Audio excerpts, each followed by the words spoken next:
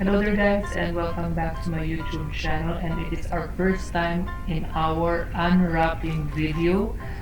So medyo exciting ito kasi bago itong mga items na aking binili through Shopee, and first time naking i-open to.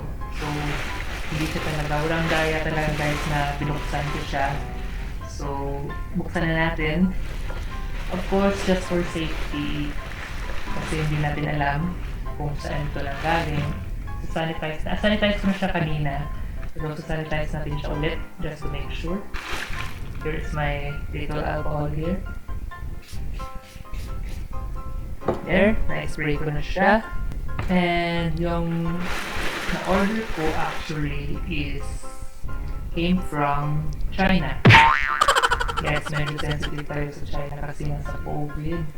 So, hindi naman nag-i-exist yung or nag-survive yung virus sa mga parcels sa tulad nito, kasi yung characteristic ng virus, hindi siya namumuhay sa mga non-living organisms sa tulad ng plastic. Pero hindi natin siya alam thoroughly kung sure na ba talaga na hindi siya nabubuhay sa mga parcels. So, just to make sure, even though low risk yung transmission ng virus through parcels, we still have to make sure and have our own safety procedures.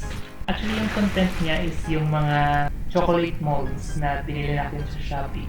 Ito na guys, buksan na natin. Just to make sure, at saka medyo praning ako. So, spray tayo. Ako natin. Para makampante. Praning. Naka-pack siya sa foam na nag-absorb ng shock. Cutting our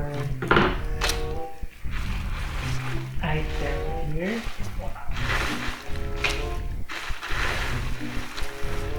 Again, sanitize para make sure na walang corona nila. Sanding man talaga ako. So, ang first item natin kukunin is yung again, sanitize. Mold na fish. Ang laki pala niya. Parang isang cake na yata yung size nito eh. Para siyang koi fish. Mga fish enthusiasts na kina mga customers. Yung material niya, matibay. Running. Next item is, ito yung magandahan natin sa ating in-order. Again, sanitize. Silicone mold ng mga flowers. Maganda. Napaka-detailed ng mga petals at saka ganda. Siguro lalagay ko sa mga drip cake natin para may mga flowers design rin. Next item, yung bumuna yung skull. Ano ba? Okay, para siyang dalawang piece ng dito yung i-insert mo yung chocolate na ilalagay mo, tapos ipo-cover mo siya. Parang 3-dimension siya talagang na magagawa ng isang mold ng skull. Ang galing. Proportion naman siya sa aking mga cakes. Next item. Oh, ito na yun! Ito yung talagang hinanap ko. Tapos yung the rest, in-add-up ko na lang kasi ang gaganda ng mga items. Yung mermaid tail. Mermaid tail. Next item. Uy! Yung heart. Ang liit pala niya. Pero ang cute niya guys. Parang heart molds. Hindi ko siya na-expect na ganito siya kaliit. Naliitan ako sa kanya. Pero okay na rin to kasi pwede siya ilagay sa mga cupcakes. Next is, uy, ano ba to? Ang liit pala nito. Akala ko may kalakihan. Yung mga seashells. Aquarium ba to? Akala ko malaki siya, katulad ng skull. Pero yung napakaliit talaga. Pero okay yung detailed niya yung mga designs niya. Pero okay na rin, gagamitin ko pa rin siya. Next item. Oh my gosh! Ang liit-liit naman neto. Ano ba ito? So, parang kaya to. Ewan ko yung sa price guys kasi sa Shopee, maraming stores and yung price nila magkakaiba-iba. Ang liit ng musical notes, huy. Ano ba to ha? Walang hustisya. 80 pesos yata to. Ano to, huy? Musical notes, ganito kalaki. Hindi ko, I'm so frustrated with this one. Yung seashells, reasonable kasi may mga size na shells na gano'n talaga kalaki. Pero ito sobrang liit naman. Ano ba to, huy?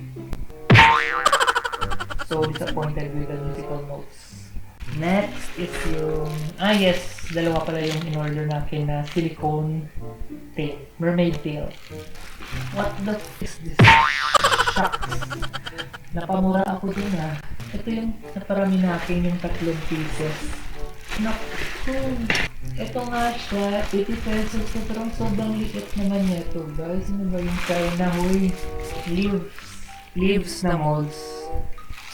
Sobrang liit niya. Kaya, open ko na lang yung ito.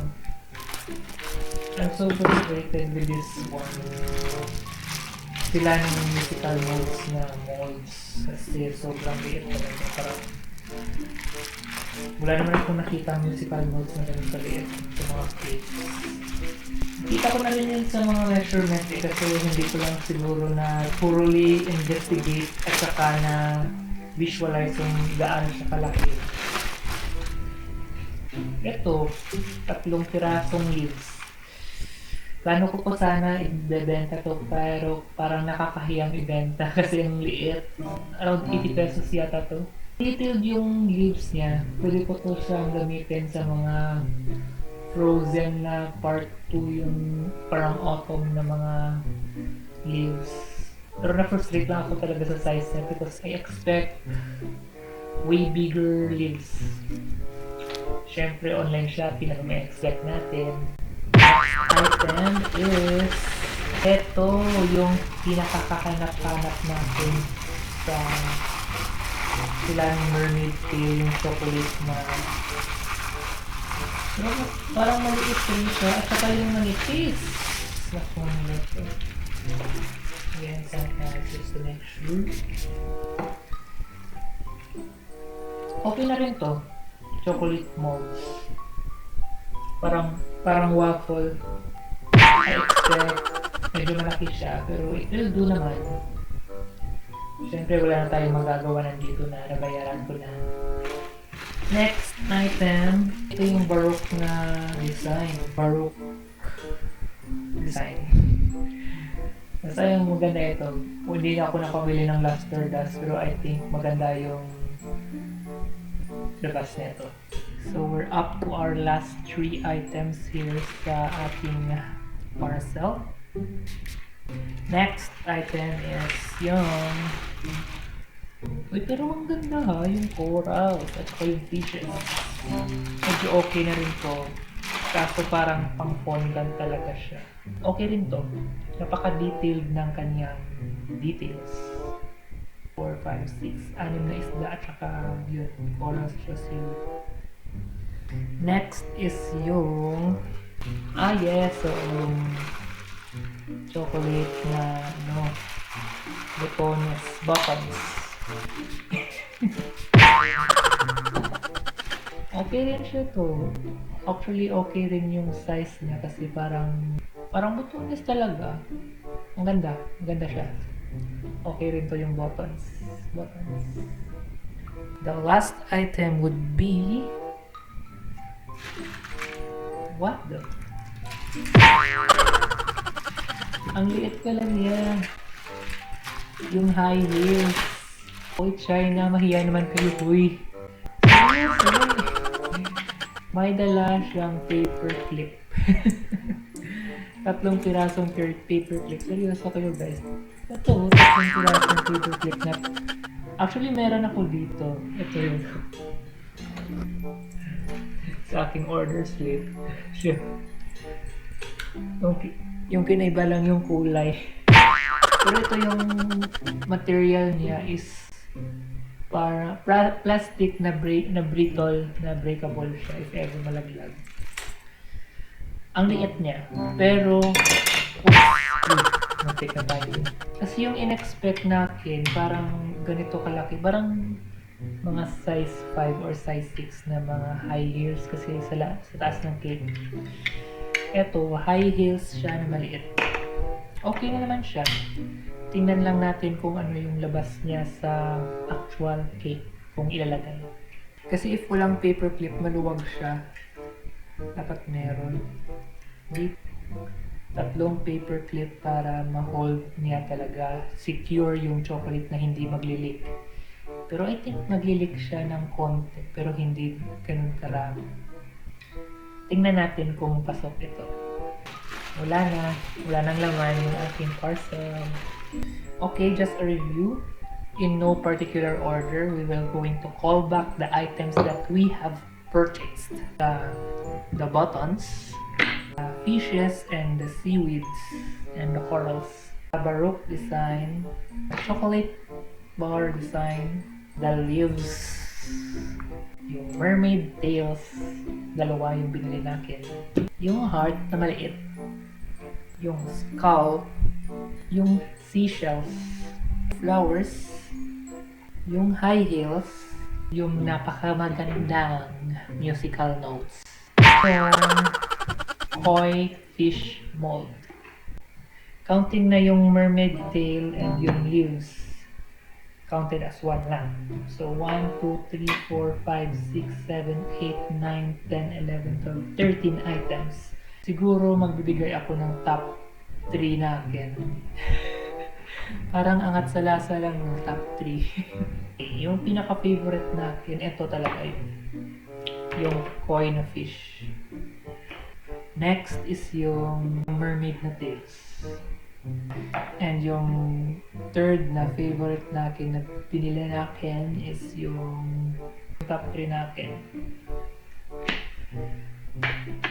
Yung fish first, second yung mermaid tails, and tsaka yung butones. Top 3 favorite. And also we're going to rate the top 3 list starting with eto.